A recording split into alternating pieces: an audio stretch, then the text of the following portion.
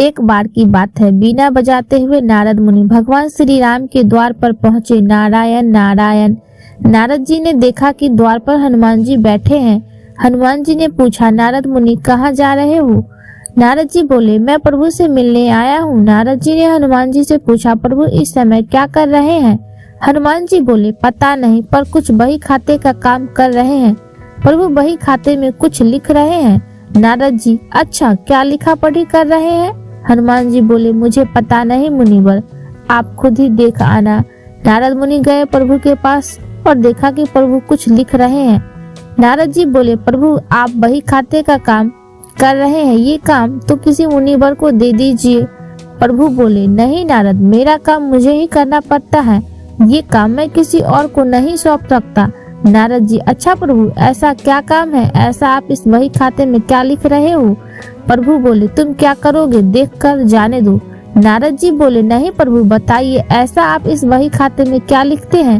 प्रभु बोले, नारद, इस बही खाते में उन भक्तों के नाम है जो मुझे हर पल भजते हैं, मैं उनकी नित्य हाजिरी लगाता हूँ। नारद जी, अच्छा प्रभु, जरा बताइए तो मेरा नाम कहाँ पर है? नारद मुनि ने बही खाते को खोलकर देखा तो उनका नाम सबसे ऊपर था। नारद जी को गर्व हो गया कि देखो, मुझे मेरे प्रभु सबसे ज्यादा भक्त मानते हैं। पर नारद जी ने देखा कि हनुमान जी का नाम उस बही खाते में कहीं नहीं है। नारद जी सोचने लगे कि हनुमान जी तो प्रभु श्री राम जी के खास भक्त हैं, फिर उनका नाम इस बही खाते में क्यों नहीं है? क्या प्रभु उनको भूल गए?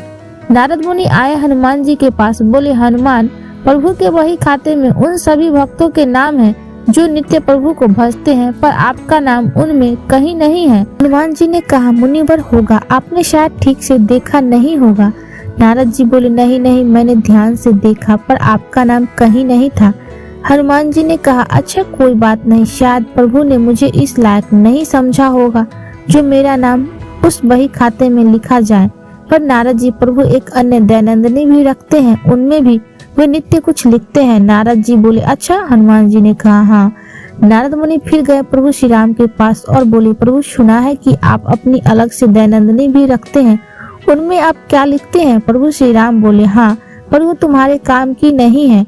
नारद जी, प्रभु बताइए, मैं देखना चाहता हूँ कि आप उनमें क्या लिखते हैं।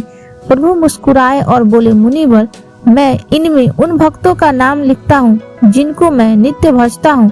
नारद जी ने डायरी खोलकर देखा तो उनमें सबसे ऊपर हनुमान जी का नाम था। ये देखकर नारद जी का अभिमान टूट गया। कहने का तात्पर्य यह है कि जो भगवान को सिर्फ मन से भजते हैं उनको प्रभु अपना भक्त मानते हैं, और जो हृदय से भजते हैं उन भक्तों के वे स्वयं भक्त हो जाते हैं। ऐसे भक्तों को प्रभु अपनी हृदय रूपी विशेष सूची में रखते हैं।